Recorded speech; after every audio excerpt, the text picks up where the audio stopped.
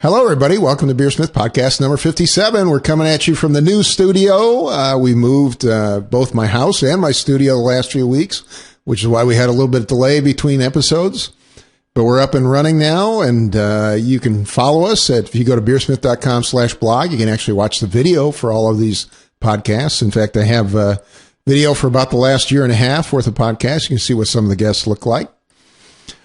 Just one quick announcement. I'm working really hard on the full version of BeerSmith Mobile, which will be coming out in less than a month. And I'll be having previews of that also at the blog at beersmith.com/blog, so you can look for those. Now, without further ado, I'd like to jump into this week's episode. Today on the show, my guest is Michael Mraz. He was California Homebrewer of the Year, 2008, 2009. He's won multiple national homebrewing awards. And he has a new website at mrazbrewing.com. It's MRAZ brewing.com. It's great to have you on the show, Michael. How are you? Very good. Very good. A little tired, but everything's well. So you joined me back on, it was podcast 42. We were talking about sour beers. What have you been up to since then?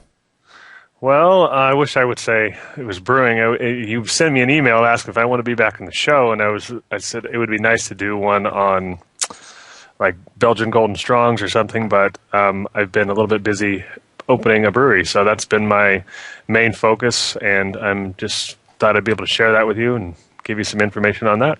Well, I always like it when people take their passion, their hobby up to the next level, and certainly this is a fantastic opportunity. So can you tell us a little bit about, getting started with your own brewery? How'd you even get started on something like that? Well, I always do a lot of local events, for the firefighter, nonprofit organizations and the Rotaries, and we got a nice, we call it town center here, and during the spring they probably have 2 or 3 different events, a lot of wineries, and there's not that many breweries around here, so they always ask me if I wanted to do something for them. So I always say yes. So it's always nice to be at an event pouring some homebrew. So I've kind of been always part of the community and being really supportive of that. And then, everybody's kept bugging me, when are you going to open a brewery? When are you going to open a brewery? And I keep pushing them off and saying next year. And in the back of my mind, it always has to do with dollars and cents. It's like, can we do this? How and at what level can we do it? I don't have a rich uncle that we can just, have an open checkbook and open a 30-barrel brew house. It did come around that one of the persons at one of the events says, hey, I'll sit down and talk to you. And he had a substantial amount of money, and I put a business plan together, and he decided to move out of the country, and I decided to scale things down and still continue with my plan. So it wasn't the big brewery, it's the small brewery. So you're doing this full time though, right? Yeah, pretty much. I do have a day job, and we're transitioning into being a full time. I can't just up and quit because I'm still paying the bills, but yes, we are moving towards full time. What's your schedule here? How soon are you guys going to open up? We should be open by the end of March, so we're really close. That's very soon. Yeah. Yeah, it's a mess in there right now. But once we get the final from the county and all that, we'll be able to. And where's it located so everybody can go there? It's in El Dorado Hills, California. It's on 2222 Francisco Drive, Suite 510. So it's a nice community. It's surrounded by neighborhoods. We kind of picked a nice little area, so we're excited about that. That's cool. Yeah. So, how does one go about actually starting to open a brew pub? What are some of the steps involved? Well, that's kind of a big question to ask. So I think I'll just kind of tell you my story, how it works. I think everybody's story is different, and how they go about it. Some people it's all about, production numbers, and other people it's more of a food, and however that's so great about the beer community is everybody can have a totally different idea and everybody can be successful. So my idea is, obviously, since my big investor decided to leave the country, we're going to scale things down. We're going to have it manageable by us, and see where it goes kind of organically. So I had a good long conversation with my wife about doing this, and says, okay, how much money do we have in savings? How much money should we take a loan against the 401k and kind of keep the investments into ourselves and do it that way? So that was a conversation. And that's kind of when you get serious. Is like, do we want to do this and take these steps? And it ended up being that she was on board with it. She knows how much this means to me, and it's a nice. I just turned 40 last year, so it's kind of in that point. It's like I didn't have some sort of meltdown, but I do want to do a career change. So this kind of falls right into line with that. So I did get a few investors, smaller ones. Mm-hmm. And the idea was that I'm not just going to go out and find people and get their money from them. I want people that can be involved in the project. So one of my good friends, Greg, he's a construction foreman, and so he's got a construction company. So he is my construction guy. He's able to, so he knows the plumbers, he knows the electricians, he knows the people on that side, and doing all the paperwork and plan check through the construction, which is huge. That's not my forte. I mean, I can build anything, mm-hmm. but I'm just not a plans and county inspector kind of guy. That's just not my thing. He is, so that's kind of how he came involved in the project, and which is great, is I get to use his talents, and then I get to use his money too at the same time. So it works out. It works out really well. So I mean, you sit down and write a business plan to help attract some of these investors. How did that work? I did, from the original investor that we sat down and talked to. I did put a business plan together. It has changed since then. Obviously, we scaled things down. We took the food out. I didn't want to do any food. I didn't want to have to deal with that because, that is kind of a third tier in this, maybe to add some food. But a business plan, I would say it's very important. And everybody kept asking me, and I asked too, in the beginning, it's like, well, how do you put a business plan together? How do you write one?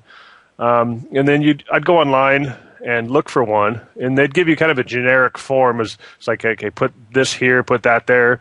And I'm not an English major, so I don't like to write. So I'm gonna tell people that if you do want to do this, I recommend putting a business plan together. Even though it's hard work, it's tedious work, you'll keep adding to it and you'll keep changing it. But it's important because you need to know what you want, and other people need to know what you want too. So those are some important things. I'll tell you what I did, and here's how I did it. Go on Google and search for brewery business plan. You'll find some that are out there that are done by college kids that did it for term papers and such like that. Take that one and just cross out what you don't want and add what you do want, and then it'll morph into. Then you'll have like a rough outline. Then it'll kind of change into what you want. Then you're not like starting from square one. So that's the first step I did, and then I rewrote the whole thing again to kind of fit mine. At least you had a nice outline. If it kind of sounded good, you had something to go off of. So it did help a lot. So you don't like to write. How long did this? How long was your business plan when you finished it? How many pages? Probably about 35 or so. Well, that's not too bad. No, it's because it's not wasn't a huge endeavor, and we weren't looking for a lot of things, but it did take some time and searching for numbers, and it kind of gave you an idea of what you could expect as far as profitability and all those things go along with it. So how big a brewery are you opening? It's actually a 3-barrel brew system that I actually built out of dairy tanks. So that's a whole other conversation. But we do have 10-barrel fermenters. So and a whirlpool tank. So I'm able to brew back to back, transfer the kettle into the whirlpool tank and into the fermenters. And that was because that's what I can get and kept the costs low. One of my things in the business plan, and even I told myself and everybody else along, it's like we want to be able to put the key in the door when we first open it and everything's paid for. There'll be, incrementals here and there, things that are, grain costs and electricity, but we didn't want to have this huge loan above our head to have to worry about making different beer styles. It's okay, what are we going to need to do? I really like the Belgian style beers. I really like the sour beers. So I want to be able to make the beers that I like, and hopefully the consumer will like also.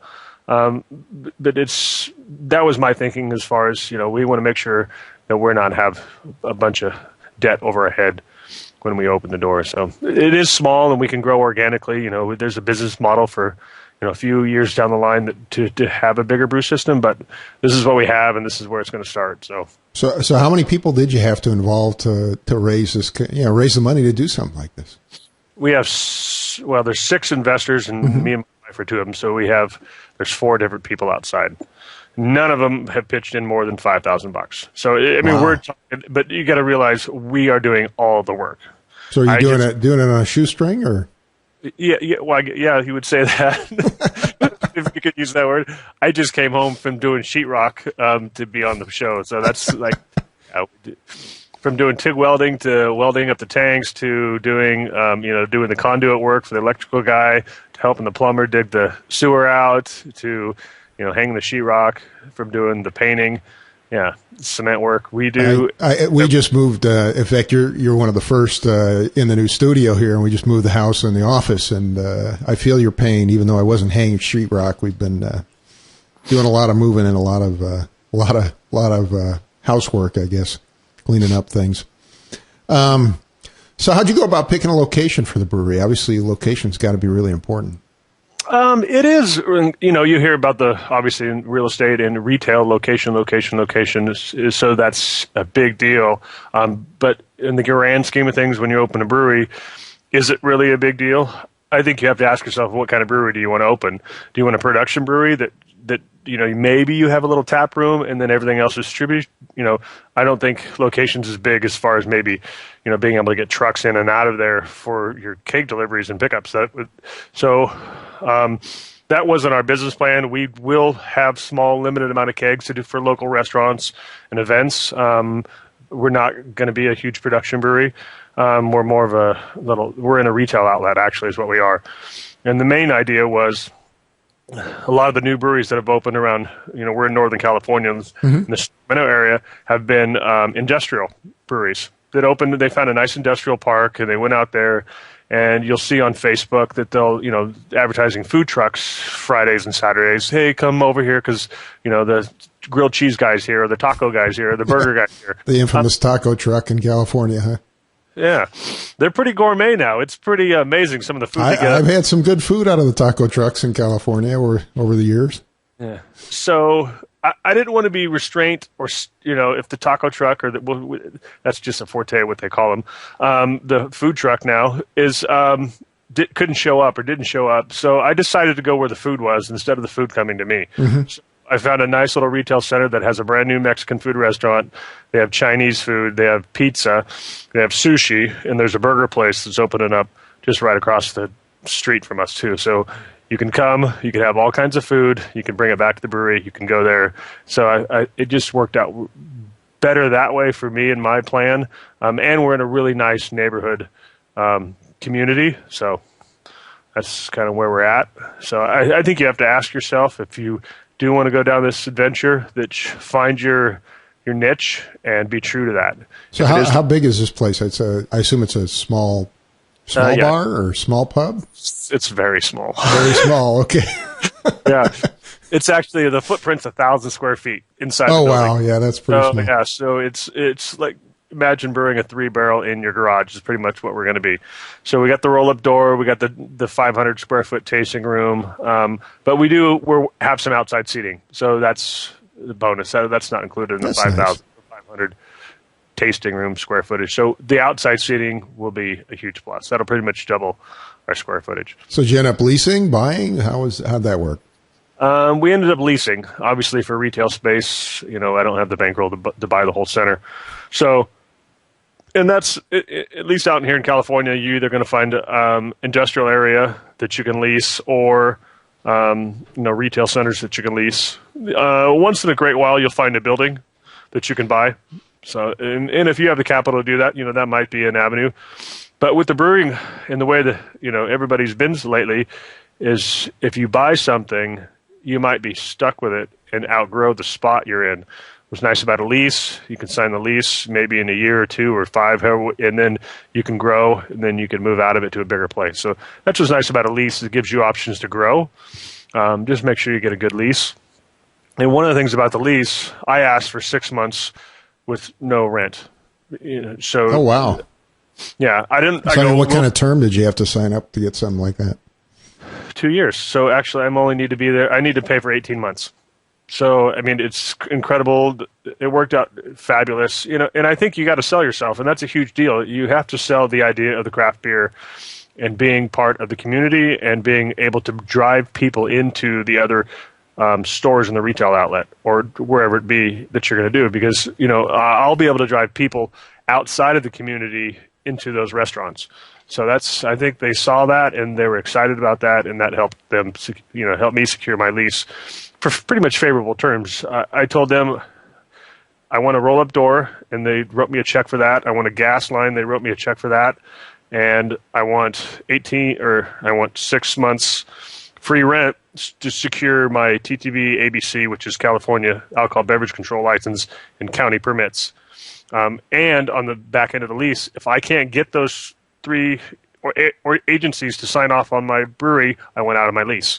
Because I can't do anything with the space if I can't open a brewery. So those were the deals for my lease, and they were okay with that. So wow. Yeah. Well, that's great, because I mean, you put less money up front and not on the hook if things fall apart, I guess. Yeah. So I've heard some horror stories about getting licenses for alcohol. Maybe what was your experience there? As far as the TTB is that's the federal side. There's been some horror stories that you search probrewer.com, which is a good resource for somebody that's looking for some information, and a few other avenues that the TTB taking a long time and whatever it be. I didn't find that the case. They got a new online system that worked really well. I was really pleased with it. It's still when you sign on to the website. I mean, there's a huge amount of information they ask for, and rightfully so. They ask for personal bank accounts and all that. If you're an individual, a corporation, a LLC, we end up going to LLC because of the partnership and how that goes. So they did ask for a little more information on that. But in the end of the day, end of multiple nights actually, all the information was easily attainable, and once I got it all, the forms filled out, it's pretty much sit and wait. And I think on the website when I signed up, it tells you a number of how many days until approval. It gives you an average number, and I think mine was like 78, and I was like within a day or two. That's not too bad then. No. So how long did the whole process take from when you came up with this idea until now you're planning to open here at the end of the month? Yeah, I had beginning of 2012, I started collecting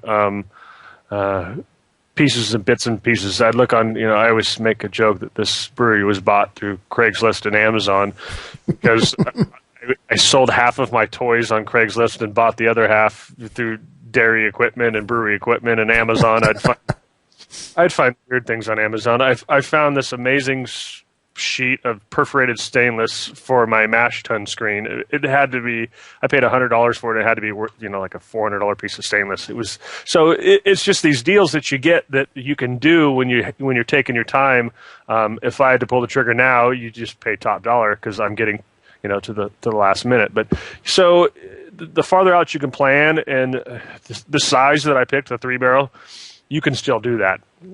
You can still, buy some dairy tanks, and if you're able to TIG weld stainless, sanitary weld, which is not easy. It's time consuming and tedious, but I saved myself huge amounts of money by being able to do that. So, so if you have a friend that could weld stainless, maybe you include them and be part of the partnership. Tell them to kick in some money and some labor, and that's how you do it. You mentioned you got all your partners involved in building the system, building the facility here too, right? Yeah. So they're all workers just like I am. One of them's a tile guy, and he's good at tile, so he's going to do the bathroom and the floors, and that's his contribution, as well as contributing some of his money to help see this project off. I assume you enlisted the wife and kids in TIG welding as well, right? My kids, yes. You have Jack. He's 5 now. That he's got his it's an old arc welding helmet and the gloves on it. It's pretty funny in the pajamas. They'd come out there and he'd say, "Daddy, what are you doing?" It's like, "Oh, can't come out here unless you have the helmet on." So he'd leave the helmet on the whole time. It's pretty funny. But yeah, no, they were on board, and that's been a huge plus. It's been some long hours, working a day job and trying to do this at night. You're looking, 80, 90 hours a week, weekends, not much else. The vacations are out of the picture because every dime you have is either sunk into buying equipment or construction costs. So I would say it's been a rough, pretty much almost 2 years for the wife and kids. Just the fact that we're making sure that this thing project goes off as well as it can, and everybody's got to tighten their belt. So I mean, how do you? A lot of people, dream of starting their own business and so on. And I know I obviously did software part time for many, many years. I think it was like 7 or 8 years before I finally went full time. But I mean, how do you make that transition from part time to full time, and how do you do that? One of the things people really struggle with, I think, when starting a business. I think for one is you got to ask yourself if you're willing to put the time in to be able to do the work. If you have check books and bank accounts to be able to write checks to have people do the work while you continue to do your day job, great for you. I didn't have that. Some of those, big projects like the plumbing and some of the sprinkler system costs, obviously I can't do those. I'm not licensed to do those. So that's fine. You just write those checks and continue to work. But you have to find your place, and you're being able to do that. As far as the wife, definitely keep her in the loop, and communications paramount. What's going on, because if you got a shaky relationship already, it's tough. Me and my wife are really close, and we've been. She's been amazing through this. It's not over, obviously. It's not going to continue, but she's 100% on board, and that's what's a blessing to me. Fantastic. I'm able to do my dream, and she's right behind me. So let's switch over and talk about beer for a few minutes. You had what kind of a beer system, what kind of brewing system did you put together? I know you mentioned it was 3 barrels, but what did you end up putting together? I'd search on Craigslist for probably a good 6 months, maybe even longer, as far as looking for tanks. I'm lucky where I'm at. I'm kind of in the middle of 2 amazing wine areas. I got Napa, and then I have Amador County, which is up towards us. And they both, once in a while, you see on Craigslist, wine tanks, dairy tanks that were used for winemaking or blending or whatever. So it's nice. I was kind of looking for anything between 100 to 200 gallons stainless steel vessels that I could use to make a brewing system. And the original thought, even before I just was going to go full bore, it's like I do a lot of barrel aging and projects. So with friends, so it's like I'm tired of brewing a bunch of batches to fill a wine barrel. So let's just get a bigger system and have a nice one big brew day. So that was the original thinking, and then it kind of morphed into, well, let's just, now that we have most of the equipment, let's just go pro, I guess. But you just pretty much have to understand, start welding and figuring out how you're going to make everything work together. It's a giant homebrew. So I mean, is it a giant 3-tier system, basically, is what you got? Yeah, it kind of looks like a flat system with pumps. 3 barrel is, right around 100 gallons. 100 gallons, yeah. They do March mix a couple pumps that are able to handle the flow of that. Like I said, you start getting up to 5, 7, 10 is probably out of the question for anything you can put together. I've seen some people have put some stuff together, but at that point, I think you need to spend the extra money and get the professional pumps and professional systems, and then you start talking about steam boilers and all that other stuff. And at this level, I can absorb the cost. I can put everything together by hand. It didn't cost us too much. I mean, I literally have probably, let's say, it all depends. Now that I look at all the fittings and stuff, because every time I write a check for $1,000 for all the triclover clamps and valve fittings, those things add up. It's the cost is a little bit more, but I probably have less than $5,000 in the full brewing system. So we're not talking fermenters or anything, but just the full system itself, which is, if you look online, that's pretty. Some of the other systems for the same size, very reasonable for that size of system, I would think. Yeah, so I was happy with that, and it works. We fired it off once in December to make sure everything worked good, and I guess I brewed 100 gallons in one sitting, and it worked out well. So let's talk about beer. How'd you go about picking styles of beer that you're going to serve, and what kind of beer you're gonna have? I'm more the Belgian guy, so we're definitely going to put those in the forefront. Do you do some sour beers? I know you joined us way back. The podcast 42. Yes, we will, and that's under our business plan and our our motto. But that's definitely one of those things that we want to be able to do, and that's.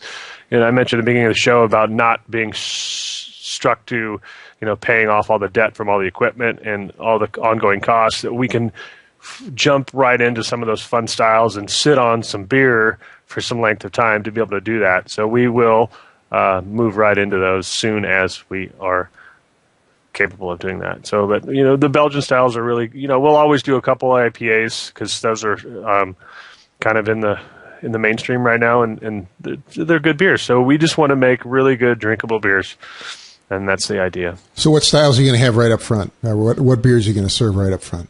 Oh, probably have a pale ale. You must have them ready by now, right? Yeah, I got all the rest. I haven't had time to brew. This has been the longest time that I haven't made a batch of beer since since I've started. You haven't been brewing. How are you going to open at the end of the month with no beer? Well, yeah, we got a little. We have to have. We'll probably brew like a Belgian wit and a blonde ale, or like the pale ale would probably be. Those both will be done fairly quickly. But the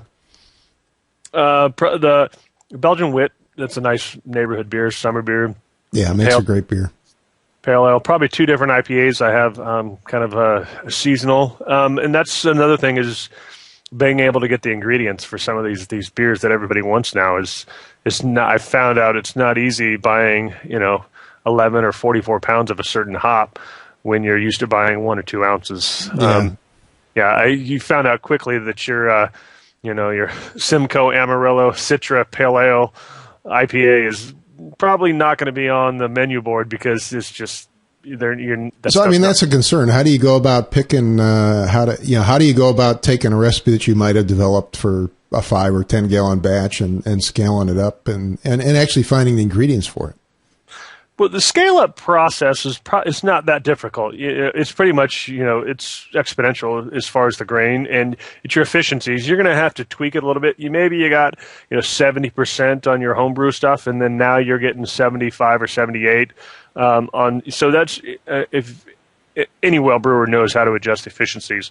Hop utilization that might change a little bit. Your first couple batches, well, it's like this one's a little bitter than I remember. Well, that's going to be your palate and how well you can make the adjustment. Is do I back off some of those bittering hops to pull it back? Probably not as dramatic for a 3-barrel system as it would be for, say, a 30 or something, right?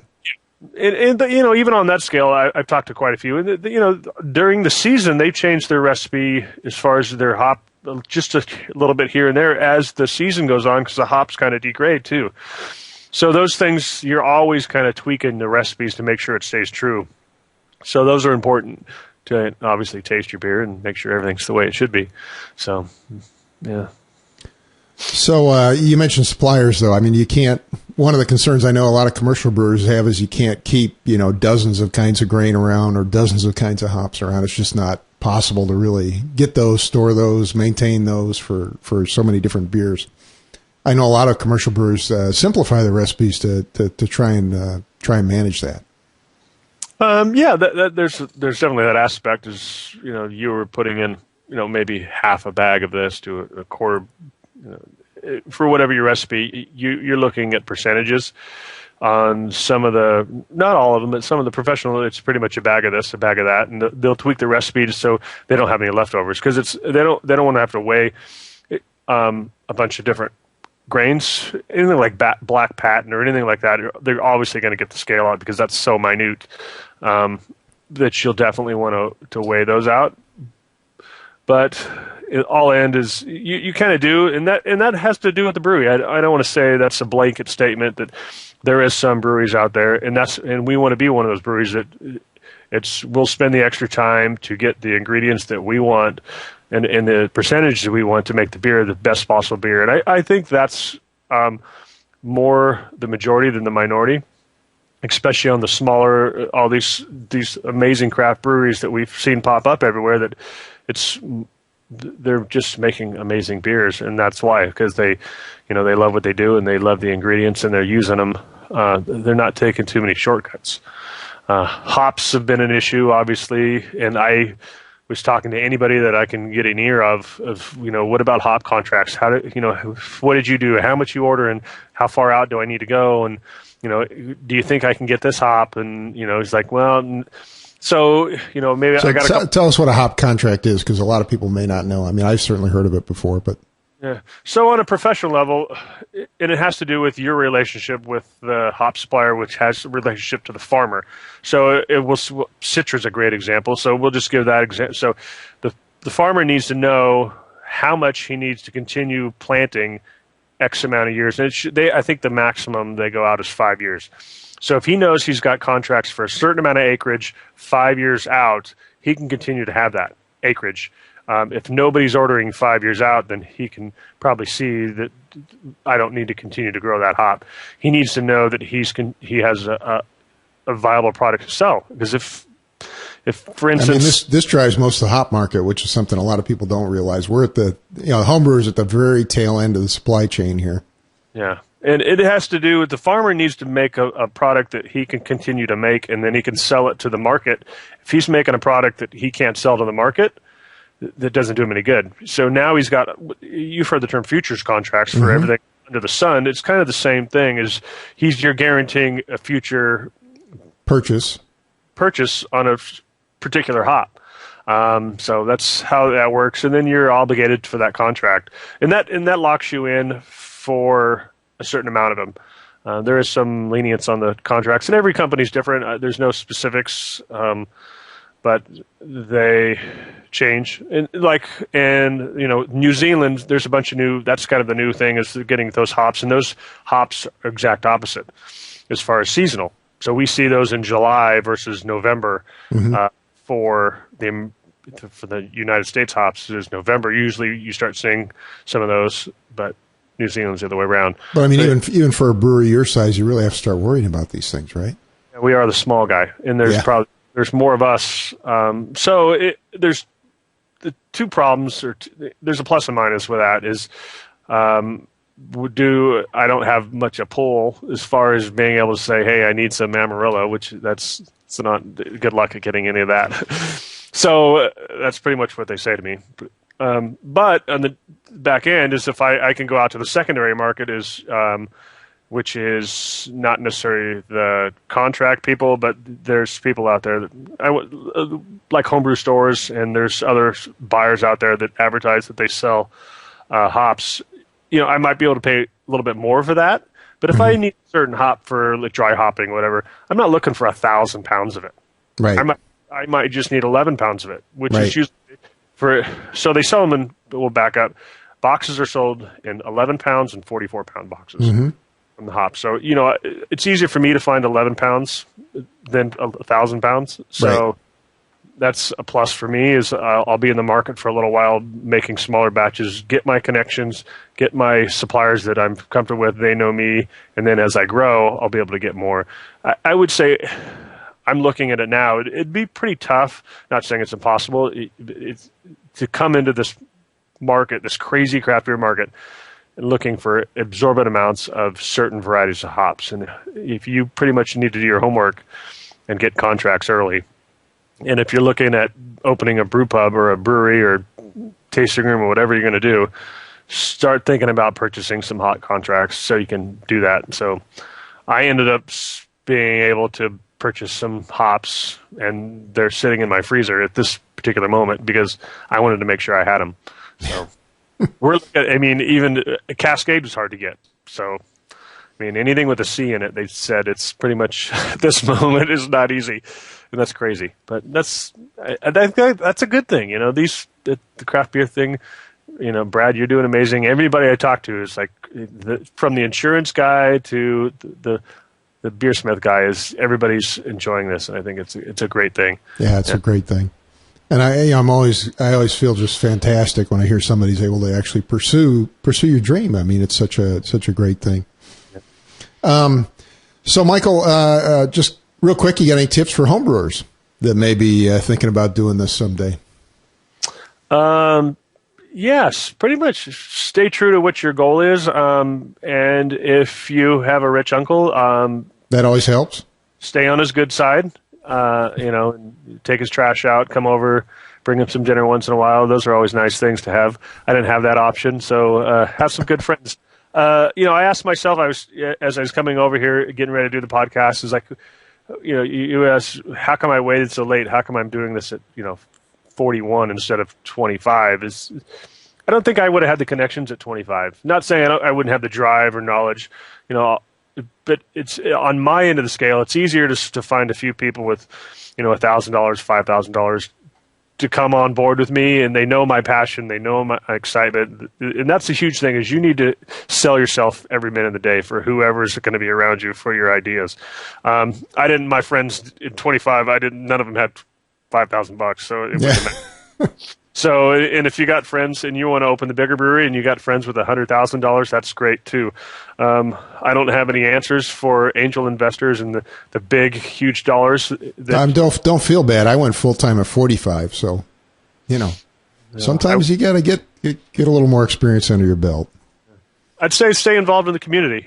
We have a nice community up here. Do things local. Do what you can. Depending on what your local beer laws, if you can, do homebrew at your nonprofit community events, getting involved with that. Even if it's not even beer related, if it's what your day job related, show your face, be involved. It's only a plus.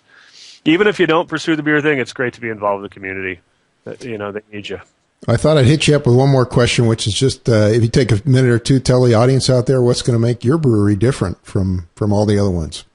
Oh, that's a tough one. Everybody gets that, and I would say, I guess me. I know people that statement. That's kind of a cop out. I kind of want to make the beers that I want to make. I want to make more of the Belgian-style beers. I want to make some beers that take some time. There's a lot of local breweries doing the IPAs. And so you're small enough you can take a little bit of risk, right?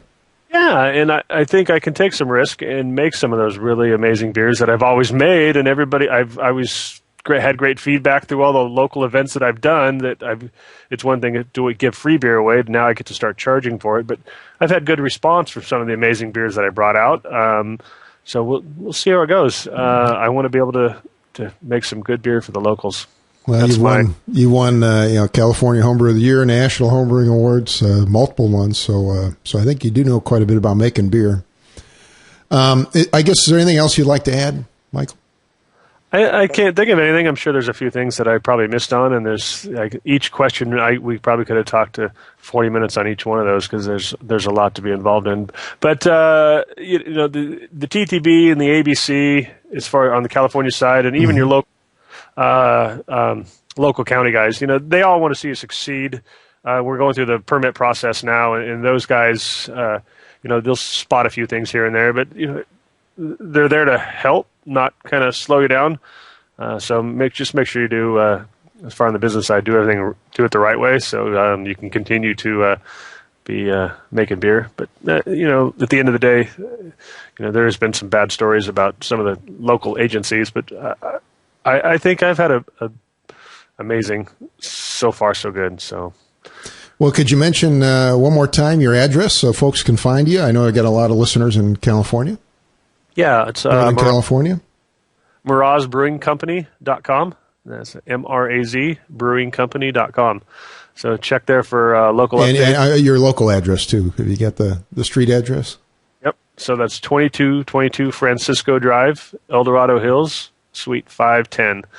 So that's that should get you there. Just search it out on the internet, and it'll show up there. So we'll soon enough have a beer menu on there and keep it up to date so you guys can know what we have. We're gonna change beers as much as we can, but have a few IPAs and a few Americans and then a few Belgian beers, obviously. So we're gonna have try to have a nice selection of beers on tap. Just because somebody comes in for a tasting, I want more than 2 or 3 beers. So we can shoot for 8 and continue to have 8 beers on tap. I'll be happy. So. Well, Michael, thank you very much for being on the show. I really appreciate it. Thank you. Thanks for having me. It's been fantastic having you. Again, today my guest was Michael Mraz, who was California Homebrewer of the Year, 2008, 2009, and multiple times as a National Homebrewing Award winner at the American Homebrewing Association Conference. Well, a big thank you to Michael Mraz for appearing on the show. A reminder to you, if you haven't signed up for our newsletter, you can go to BeerSmith.com and just enter your email list on the right side there where you see our newsletter link, and we'll send you a article on homebrewing every single week. I'd like to thank you for listening, and I hope you have a great brewing week.